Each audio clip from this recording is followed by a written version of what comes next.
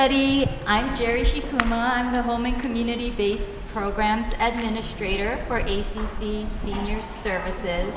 And for those of you who are joining us online today, we're coming to you from our beautiful ACC Maple Tree Village, which is our assisted living and memory care senior living community. And it is a beautiful place. And for those of you who are here in person, thank you so much for joining us. I see some familiar faces. I'm really happy that you're here today. Our program today is called Let's Talk About It. And it's one of several initiatives that ACC is undertaking to really promote mental health in our community, because we want people to start thinking about not just their physical health, but that mental health is part of your overall health and well-being. And so we have some exciting initiatives and new programs, and today I'm really happy to be able to announce that we have a new program that's going to be launched later this month. It's called PEARLS, and PEARLS stands for the Program to Encourage Active, Rewarding Lives.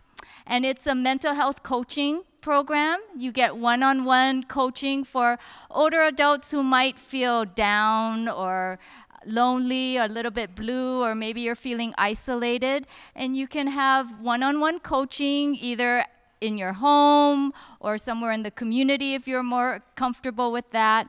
And the coach will help you to talk about some of the things that are on your mind, help you learn how to manage some of your challenges, how to get more active, and how to get connected to resources in the community that you might want or might feel you need.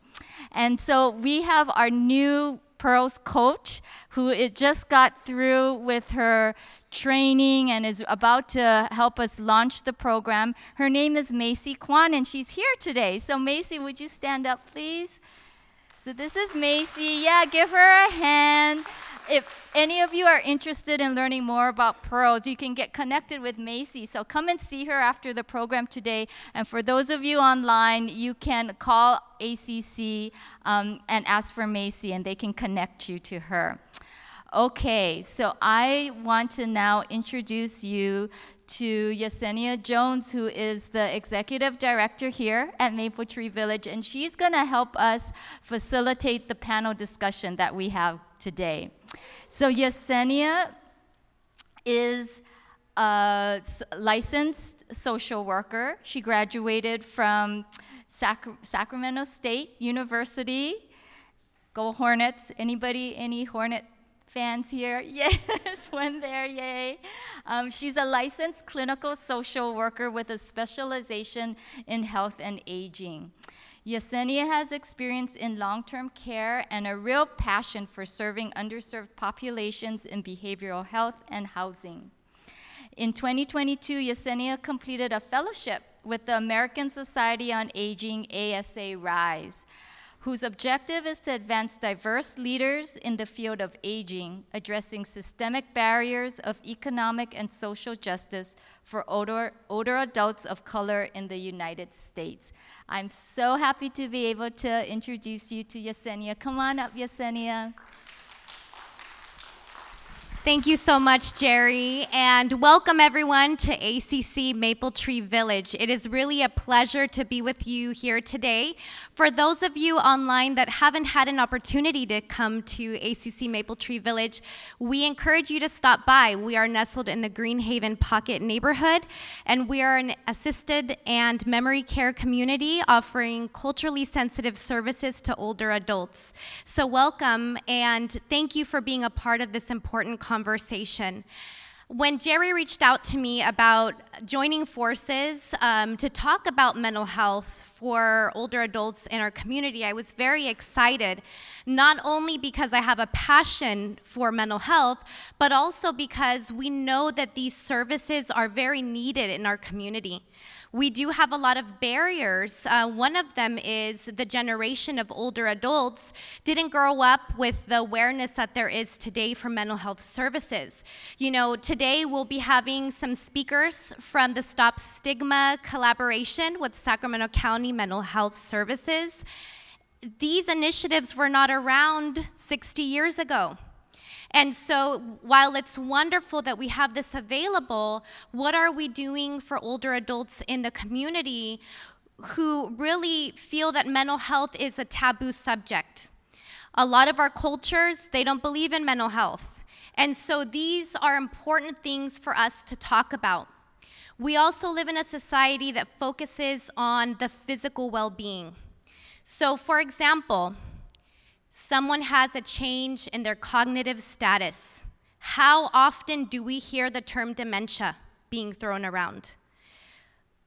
Not enough time is being spent talking about perhaps other things that can cause fog brain, other things that can cause us to isolate and not want to do the activities that we used to like to do. And one of those is depression. Depression and anxiety sometimes go unrecognized by even primary care physicians. We can see mom every day, she seemed fine, and now all of a sudden we get a call from the community and they said that she's having suicidal ideations. How did I not know that? Because sometimes as loved ones, we're afraid to ask those questions. It's scary to ask those questions, but those questions are very important to be asked because otherwise it's impacting the quality of life of the older adults. See, in 2016, the U.S. Preventative Task Force recommended that primary care physicians have a questionnaire. I'm sure that all of you guys this is ringing a bell. You go to the doctor and there's questions. There's a questionnaire to ask you if you have any symptoms of depression. Unfortunately, only half of those seniors that have anxiety or depression on that questionnaire are actually seeking services. So those other half of older adults that are going untreated, it's impacting their quality of life. So what makes us more at risk as we age? Because we hear that depression is not a normal part of aging. Well, that's because physically things do happen as we age, right? Let's say we used to love to go snowboarding. Can't go snowboarding at 80. Oh no, now I have to use a walker. What are my friends going to think? Sometimes we internalize those thoughts and those feelings, and we don't talk to anyone about it. That can put us at risk for depression because now we don't want to come out of our rooms because they're going to see us with the walker. Grief and loss. Grief and loss can happen at any age. Children lose parents. But as we get older, loss becomes part of our normal life. Some of us that have reached our 90s, 100, have lost so many friends, spouses. And sometimes that grief becomes complicated grief, which in time becomes depression and anxiety. And then chronic illness. You know, let's say you just got a cancer diagnosis. There's a lot that goes with that. Autoimmune disease, Parkinson's is one of them. There's depression that sometimes is co-occurring with these disorders because we're adjusting to changes in our life. So what are the symptoms to look out for? Well, one of them is changes in our sleep. If we are having trouble going to sleep at night, we're having racing thoughts, we're thinking about a lot of negative things. You know, we're watching too much news. It's like negative things after negative things. That's a risk factor. And those are some of the telltale signs. We don't want to come out to activities anymore. If we're living at home, we don't want to socialize with our friends. Maybe we're letting the phone ring. We don't want to answer it. We're just not in the mood. What about our appetite? We're either eating too much or we're not eating enough.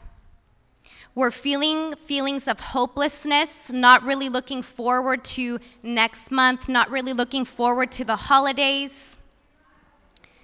We're having difficulty concentrating. We are tired. Those are all symptoms of depression. So the real question here today is, what can the older adults do about this? Here's the reality. The reality is that there's a stigma. The reality is that we come from a generation that doesn't talk about this. But what can we do to change it? What we can do is being brave to be vulnerable and talking about what it is that we are feeling. For those residents here at Maple Tree Village, they know that we talk about those things here. This is okay to talk about those things, and we support them in that. But what about the older adults out in the community that maybe don't feel a safe place to talk about it? We encourage you, and we'll provide some resources. There's hotlines you can call. Now we have the Pearls program. ACC can be a part of being your ally as it relates to mental health. You can reach out to your primary care physician. Hey, when they check that questionnaire and they're checking in with you, it looks like you're struggling a little bit. It's okay to tell them that you're struggling. Being open to treatment is okay. So speaking of treatment, there are various types of treatment for depression and anxiety. One of them is psychotherapy. So you would meet with a licensed clinician and you would talk about the feelings that you're feeling. And with different type of treatment modalities, you can come up with a plan on how you're going to work with these challenges, and you're going to be your own advocate and work towards achieving your goals. The other is medication. Studies show that the best treatment for mental health issues is psychotherapy and medication. That combination is the best treatment. But everyone's case is different. So the first step is reaching out for support and better understanding what it is that you are experiencing and what the best treatment is for you, because everyone is an individual. For caregivers and families, friends, what can you do to support our older adults? What can you do to support yourself if you're struggling? It must be very hard to see your parents aging. It's okay to not be okay, and it's okay to reach out for support if you need it. You want to foster an open, welcoming environment, and you want to be asking those difficult questions. Suicide rates for older adults are on the rise. And a lot of these things can be prevented if we can make these older adults comfortable to come and talk to you about the way that they're feeling, so that you can join forces and you can move forward with them as a partnership for better quality of life. So without further ado, I want to introduce to you Amelia. She will be moderating our group of panelists. They have firsthand experience with mental health challenges, and they're going to talk to you about how important it was for them to reach out for support and how it changed their life. Thank you. Hi, everyone. Thank you so much for being here on this lovely Wednesday. My name is Amelia Storm, and I am the health educator for the Stop Stigma Sacramento Speakers Bureau. It's a little bit of a tongue twister. What we are is an effort through Sacramento County Public and Behavioral Health, and we seek to reduce the stigma surrounding mental illness and get people talking about their mental health.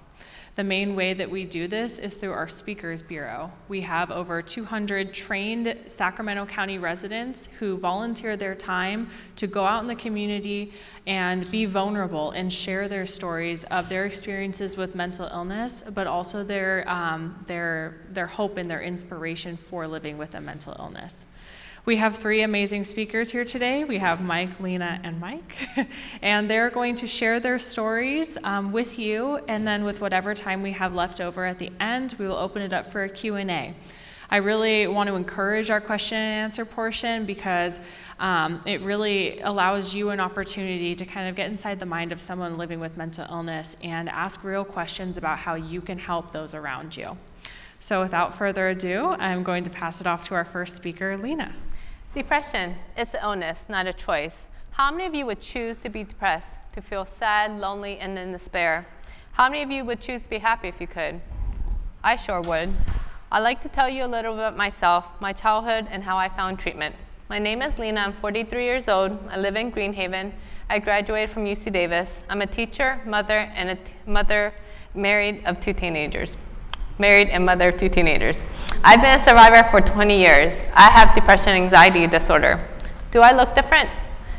Can you tell about mental illness? Mental illness is not always what you think it is. I struggled with feeling left out as a child. I was the only Chinese person in my whole school, except for my brother. I grew up in Maryland in the 1980s, and I faced prejudice and racial slurs. I remember wishing I had long blonde hair. I also remember going back to China, and even though I had black hair and I looked like them, they knew I was different. I wasn't one of them. I was stuck between two cultures, neither one of them fully accepting me. My mom and my dad are Chinese, and they both grew up in China. They were in their 30s when they came to America. I was 3, and my brother was 6. They only had $200 in their pocket. Have you ever heard of the expression, finish your plate, there's people starving in China and Africa? Well, as an adult, looking back at those pictures, I found that to be true for my family. We were really skinny and close to starving when we arrived to America. We were lucky to come to America, the land of opportunity. Unfortunately, I wasn't very welcomed in the land of opportunity. When I was growing up, people called me chink, told me to go back home, and stole money from me. I grew up as a stereotypical Chinese student at school. I was quiet, obedient, and respectful to all my teachers. Of course, I got 100% on all my math tests. At home, I was very different. I was talkative, lively, and I tried to be respectful to my Asian parents, but they were so hard to please. Do you ever feel like you're just not good enough? I also didn't have the luxury of playing piano or taking dance classes. When I came to America, my parents were working 12-hour shifts at a Chinese restaurant. My parents didn't even know their ABCs when they arrived to America, but they worked hard, very hard, and they were able to send us to high school and college. When I was in 3rd grade, my parents saved enough money to buy a restaurant. I spent most of my afternoon hours working at the restaurant instead of playing sports or doing fun activities. I was only 9 years old, a waitress and cleaning tables. My parents were not able to help me very much with my homework. I was in ESL and I had a tutor. My grades did not start to excel until I was in high school and college. I went to a Chinese Christian church which was strict and conservative. I didn't smoke, drink, or use drugs. We drove 30 minutes to go to this Chinese church. I lived in a poor part of town and I felt uncomfortable because most of them were richer than my family. I didn't feel like I fit in church. This feeling of emptiness, being lost, sad, lonely, never really went away. It was a theme throughout my childhood, teenage years, and adulthood. I remember having my first suicidal thought when I was only 12. It wasn't so much that I wanted to die or kill myself, but I wanted to disappear. I wanted the loneliness to go away. I remember struggling in middle school and high school, dealing with puberty, cliques, being bullied, and trying to find my identity. All I ever wanted was to fit in and have a group of friends call my own. Maybe it was my accent, my funny clothes, being poor, or just not understanding the social norms. Even now, walking my Sacramento neighborhood, I get a few remarks, and I wonder, when will I be considered not an outsider? I had my chance to live in San Francisco for 1 year during high school, and I found my Asian identity. There were people proud to be Chinese. I finally felt like I fit in, but we had to move because the cost of living in San Francisco was so high. I felt even more lost after that. I found a place where I felt comfortable and loved school, and then I had to give it up. It was like I found something that I couldn't have anymore. So when it was time to go to college, I applied for UC Berkeley and ended up going to UC Davis. I decided to move across the country so I could be around more Asians. Thankfully, California is more diverse than Maryland. I had many more happy memories here. I was 24 years old and it was December 2003 and I hit rock bottom. I had the American dream. I graduated in 3 years, I had a good job, I had a supportive husband. I owned my first home at age 23. I had everything checked off my mental to-do list. High school and college offered me the structure that I needed. Afterwards, I was filled with anxiety. What now? What next? Depression does not care if you're white, black, or Asian, rich or poor, male, female. It impacts all races and all ages. I experienced my first severe depression episode with suicidal thoughts at age 24. Several things were taking place. 1, I felt stuck and unsatisfied with my job at IBM. 2, I was physically sick and I couldn't sleep. 3, I felt like I didn't have any close friends. 4, unfortunately, it was in my DNA. And 5, it was the holidays where everyone's supposed to feel happy. But I did not feel happy. I was tired of living. It was a snowball effect, and I felt like everything was caving in. I couldn't control my thoughts. I wanted to pull out my hair and shout, stop it. But one thought after another raced through my brain. I was overwhelmed and fatigued and didn't see the point of living. It wasn't so much that I wanted to die, but I wanted the pain to stop. I wanted the emptiness to go away. I felt stuck and that there was no way out. I was feeling so suicidal that out of desperation, I asked my husband to take me to hospital. Going to the mental hospital was the scariest thing I've ever experienced. I was uneducated and I thought I was going to be locked up for several years instead of several days. I was also shocked to see so many people in the hospital who looked just like me and you. I saw help and treatment for my mental illness, and I wish my dad would seek help also. My dad probably has a mental illness, but he won't get help, denies his illness, and refuses to take medication. Not only does the individual suffer, but the family suffers through mood swings, withdrawal of love, and rage. An indicator that my dad has a mental illness is that his older sister committed suicide in her 30s. She died the year my brother was born. I never even got a chance to meet my aunt. See, depression is a taboo topic in Asian culture. We seldomly talk about her life or her death. My mom tells me not to talk about mental illness. She says nobody wants to be married to a psychiatric patient. My dad had a very difficult life and was extremely poor. He was given up for adoption at a very young age during the Communist Revolution in the 1950s. My grandma was struggling to survive. She was unable to bring my dad to America because she could barely feed her daughter and her husband. My grandma studied really hard and was able to sponsor us to America 30 years later. My dad did the best he could. He had no father figure to aspire up to. Both my parents worked 10-hour shifts at a restaurant every day. That's 70 hours a week. They worked hard to feed us, send us to college, and provide us with a better future. My dad was restless, irritable, and frustrated. He never fit in the United States and was unhappy and became violent as the years passed. I remember being 10 and hiding in the closet to protect myself. I was very scared, and I remember seeing blood and hearing lots of arguing. My mom had bruises and cuts. Why doesn't she leave him? She felt stuck. She loves him, but he refuses to get help. Some days he's fine, loving, and caring. Other days, not so much. We keep hoping that he'll get better on his own. What he really needs is medication, therapy, better coping techniques, skills to express his anger, and a supportive community. I have 2 teenagers, and they're 15 and 17. As a parent, I want my kids to be happy, and it saddens me when I found out that they were depressed. My daughter was suicidal when she was in 4th grade. She was being bullied at school as a student. She was being bullied by a student, and she was scared the teacher wouldn't believe her. She felt isolated from her friends, alone and depressed. She started suffering from low self-esteem. The bully would take her lunch, spread rumors, and steal her things. The teacher and the school staff tried to prevent it, but the bullying continued to get worse. Finally, the school year came to an end, and my daughter no longer had to see the bully. The following year, the bully changed schools. My son was only in 5th grade when he had to get ear surgery. It made him funny. He was in a lot of pain.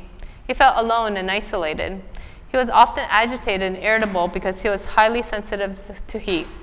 He hated his life and started having suicidal thoughts. It was so hard to see my children in pain. Sometimes parents often dismiss kids' feelings so the reality does not come true. We don't want to believe that they're in pain, suffering, or unhappy. It's not as uncommon as we think, because research shows that 1 out of 5 children will experience a mental illness in their lifetime.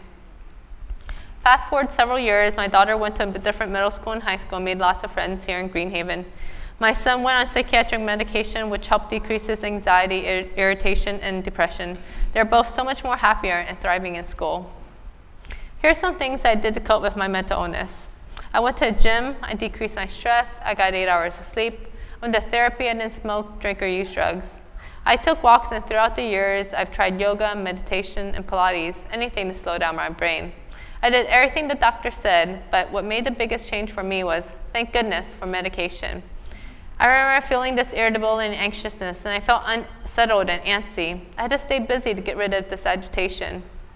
It's hard to describe, but I felt like I was walking on eggshells. And the medication just calmed me down a bit, took the edge off, made me less irritable and anxious. I was a perfectionist, but with medication, things did not need to go exactly as scheduled. The medication changed it all. I was able to relax and be comfortable in my own skin. The meds that the psychiatrist prescribed changed my life around. Life became easier to live. Heck, just ask my husband. I became a lot easier to live with. My dad and I are similar in personality, and I wish he would give medication a try. It may change his life around, if only he would seek help and treatment. Every person's body is different, every personality is different, and I encourage you to find something that works for you. I became a public speaker because I wanted to share my story and help others find recovery. I want to let you know that there is hope. Do you feel like you're all alone, that no one understands what you're going through? But you're not alone. 1 in 5 adults will experience a mental illness. That's 61 million people. Join me and Stop the Stigma. For more information, go to stopstigmasacramento.org.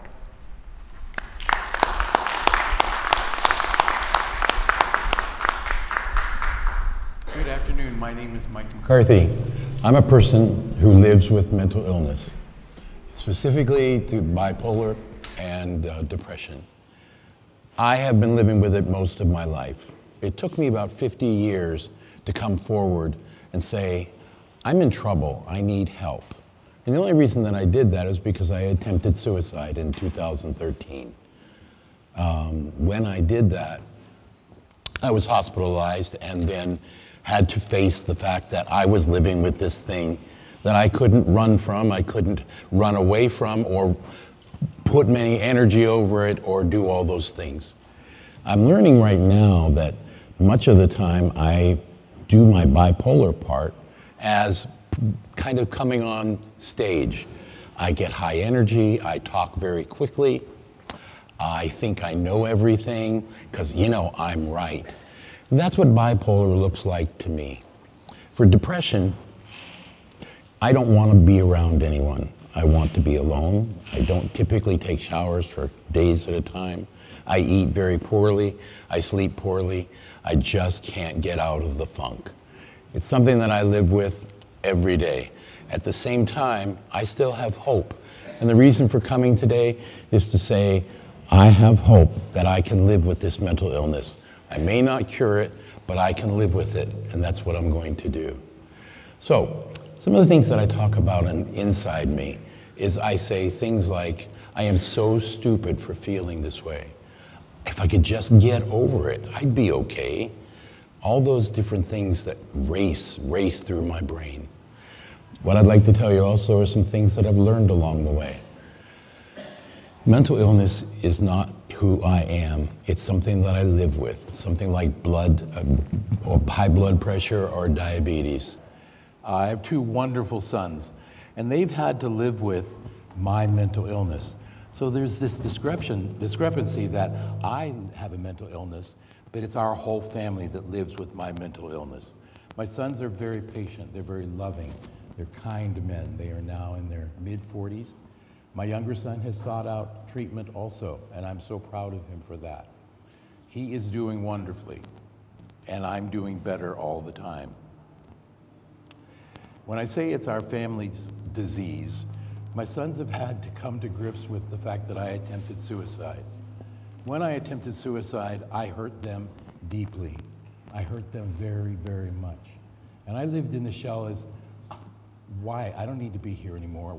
The world would be a better place if I weren't here. In this case, they did want me here. They were going to substantially gain a lot of money by me leaving, and they did not want it. They simply said, Dad, we want you here. That was profound. It was extremely humbling. It was something that I've had to live with, in that it's overwhelming at times to realize that these 2 men really wanted me around, and I'm grateful to them for it. I've had to deal with the fact that I have to reach out to them. I need to take the time to call my sons. I need to take the time to be with them. So I've created luncheons. When the pandemic was going on, every Tuesday and Thursday, Grandpa brought lunch, and we had lunch together. And though it was an hour, it picked up my spirits tremendously and helped me stay balanced. Doing this, what we're doing today, helps me stay balanced. It helps me stay on track. I know I'm never going to get better, but I know that I can do better. I can keep trying and trying until my dying day. And for that, I'm also grateful that I have this opportunity. So let me tell you a little bit about suicide. Suicide was something that I felt was my only option at that point. I was about to become homeless. I had lost my car. I was being evicted from my apartment. And the life insurance policy was coming due. Well, it was better that I go. It didn't turn out that way. In my age group, our age group, I'm 68 years old.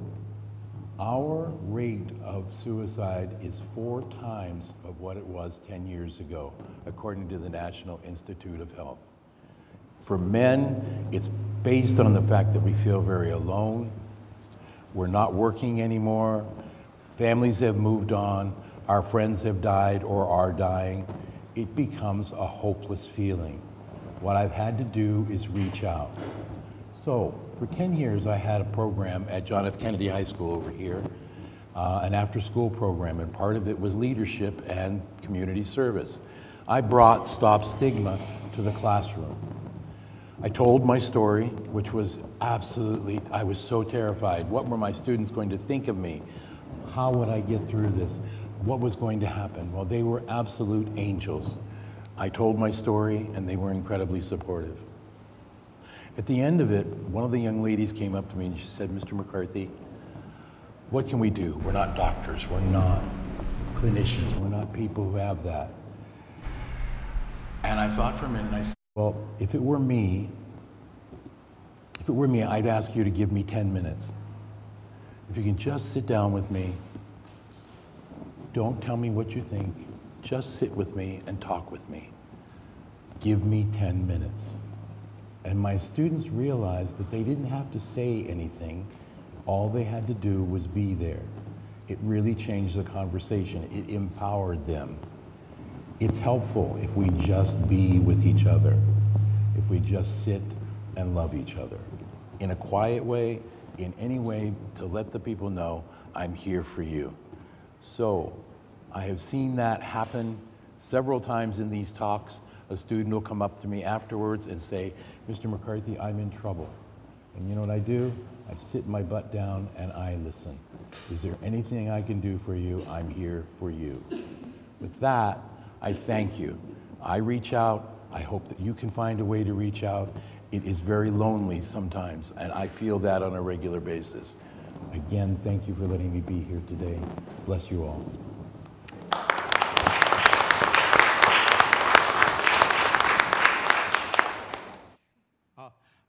I'll modulate my voice a little bit then. Can everybody hear me? Can you hear me clearly? Okay. My name is Michael, and when I was a kid, my mom used to call me Mr. Fidget. Okay, so here I am stuck in a chair talking to you. So if you see me moving around and looking like I want to jump up and run around, that's why. I still have that kind of energy. I'm 67 years old. I have bipolar disorder. And I'm not going to get into all the details that Mike got into. He told that story very well, what bipolar is about. It's about a real low place and a real high place. And the difference between that and what you experience on a daily basis is actually, I get so low I can't function in my life. I don't talk to people, I isolate. Or on the other end of the spectrum, I get so high I can't function in my life because nobody can keep up with me, and it's just a flood of thoughts and feelings and everything else. So, when do you think I was actually diagnosed with bipolar disorder? Do you think and let me see a raise of hands. When I was 20 years old? When I was 30 years old? When I was 40? 50? 59 years old. That's when I was finally diagnosed. I had something that was going on with me for years and years and years. And I went to doctors and I went to therapists and I talked to people and I took medication, but I took medication for depression because my bipolar disorder was misdiagnosed.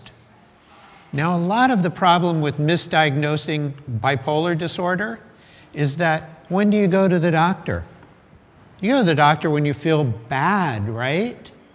You don't go to the doctor when you feel good. So every time I went to the doctor, it was when I was in a depressed state, not when I was in a high state. So it took a long time.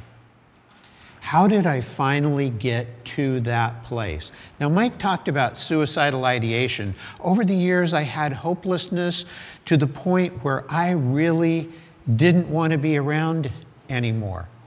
But I didn't want to hurt myself. I just wanted to go, poof, I'm gone, magically, because then I wouldn't have to deal with it anymore.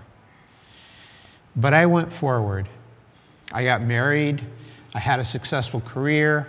I have 3 boys who are grown and doing very well on their own. I have a 30-year-old, a 35-year-old, and a 40-year-old son. And they're all doing well.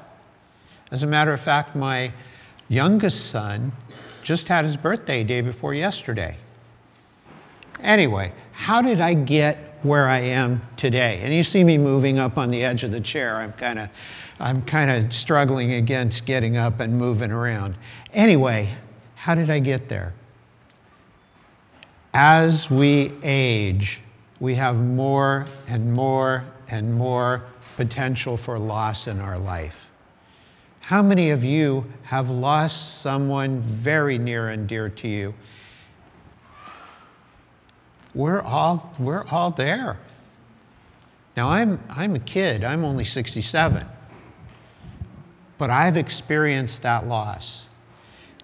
In 2000, I lost my grandmother, who was my best friend in life. We spent so much time together, I can't even tell you. Sometimes I find myself slipping into her vocal expressions. My grandmother was a Latina, and she had a strong accent, and I'll find myself talking in my grandmother's voice sometimes. In 2010, I lost my mom. In 2014, I lost my younger sister, quite unexpectedly. As a matter of fact, 3 days ago, my sister passed away 9 years ago, younger than me. In 2017, I lost my best friend in life, somebody that I'd grown up with from the time I was 10 until 2017. He was killed in a freak accident. Then I lost my dad that same year. And then, to make things all the worse, I lost my dog that year. What else can happen to me? But I'm going to go back to the pivotal point, and that is when I lost my younger sister. I lost my younger sister. She was 54 years old, far too young to lose her. I still hear her laughing. She had a very unique laugh. I used to say she had a Wilma Flintstone laugh. And I can still hear her laughing in my head. But I lost my sister. She was my dad's support mechanism. My dad lived down in Southern California, in the Los Angeles area. I flew into action to help my dad, to help him clear out his house, to help him get his life in order, ultimately move him up here to Sacramento. I spent 6 months in furious activity, getting everything taken care of. And I was high for that whole time. I was almost out of control. I was that active and that energetic and that nervous and that wild. during that time. And I was so wild that when I came back from Southern California after finishing a lot of the tasks with my dad, I decided I still needed to do something else. So what did I do? I'm a long-distance road cyclist. So I thought, I'm going to ride from my house in Citrus Heights to Lodi. And I'm going to enjoy the weekend down there in Lodi. I'm going to hit the wineries. I'm going to stay at a nice hotel. I'm going to do all of this stuff. Then I'm going to get back on my bike and ride back. Everything was great until Monday morning. That's when the bipolar hit. Although I didn't know what it was at that point. It was like being pushed and falling off of a 30-story building. And when I fell hard. I stayed in bed with a trip to the bathroom, trip to get water. I barely ate. I didn't have any contact with anybody. I was working a full-time job at the time. So I was coming to that point where, I hate to say this, but probably all of us have at one time or another called into work because we didn't want to go to work and we went, I'm just not feeling well today. Well, I did that until that last day when it's, well, you know, Mike, if you don't come back to work, you're going to have to come back to work with a doctor's note. How am I going to get a doctor's note? So I dragged myself to work that day. When I got home, I sat down in front of the computer because I was exhausted. I couldn't go another step. And I consulted the great intelligence of all the universe, Google, right? That's where we go when we need an answer for something. So I didn't type in, why do I feel so bad?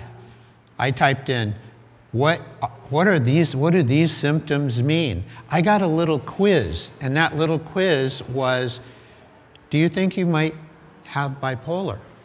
There were 20 simple questions. I answered those 20 simple questions, and it said if I answered a certain way, 7 of those questions that I was likely had bipolar. Out of those 20 questions, 17 of those questions pointed me in that direction.